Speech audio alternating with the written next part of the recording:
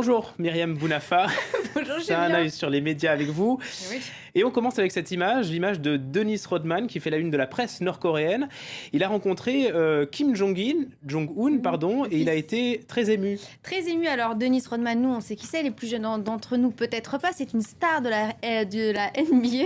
Oui, des Chicago Bulls à l'époque des grands de Jordan. Il a assisté à un match de basket en compagnie donc effectivement du leader nord-coréen Kim Alors c'est Jong-un. pas elle, hein, voilà.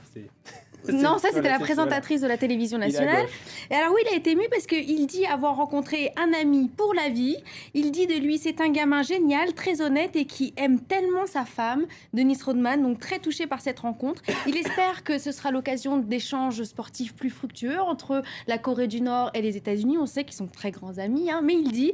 Un seul homme ne peut rien faire, son pays et son peuple l'aiment, je l'aime, c'est un mec génial. Autant vous dire que tous les magazines n'ont pas vraiment adoré les petites déclarations de Dennis Rodman, notamment ce magazine américain Time World qui voudrait faire connaître à Dennis Rodman la réalité de la Corée du Nord, utilisant ainsi les chiffres des Nations Unies. Il faut savoir que la population nord-coréenne meurt de faim pour la plus grande majorité d'entre elles. Les 2/3 des Nord-Coréens ont besoin d'aide d'État pour pouvoir subvenir à leurs besoins. 1/3 des enfants de moins de 5 ans ont des problèmes de croissance. On parle de pénurie alimentaire, de difficulté à avoir des médicaments, de difficulté à avoir de l'électricité. Donc il ne fait pas vraiment bon vivre en Corée du Nord. Est-ce vraiment étonnant de la part de Dennis Rodman? Eh ben non, nous dit Le Monde, parce que si on en juge à son premier tweet au moment où il est parti des États-Unis, il a tweeté « Je suis super content, je vais pouvoir rencontrer le chanteur de Gangnam Style, je pars en Corée. » Et là, Psy lui répond « Je suis du Sud, mec. » Bon, autant vous dire que derrière la toile s'est amusé du manque de culture, de géographie des Américains en général, de Dennis Rodman en particulier. On passe à la photo qui fait le tour du web, c'est celle d'un bébé hors du commun. C'est un bébé coiffé. Est-ce que vous savez ce que c'est, Julien? Pas du tout. Vous allez adorer regarder comme c'est beau. C'est un enfant, un nouveau-né, qui n'est pas sorti de son enveloppe de poche d'eau à sa naissance. C'est un phénomène extrêmement rare. Alors, Huffington Post a cherché à savoir s'il existait d'autres photos. En voici, tout ceci, ce sont des enfants français. Alors, vous l'avez compris, c'est souvent à l'occasion de césariennes. À l'époque du Moyen-Âge, on estimait que c'était un signe de bonne santé pour les nouveau-nés.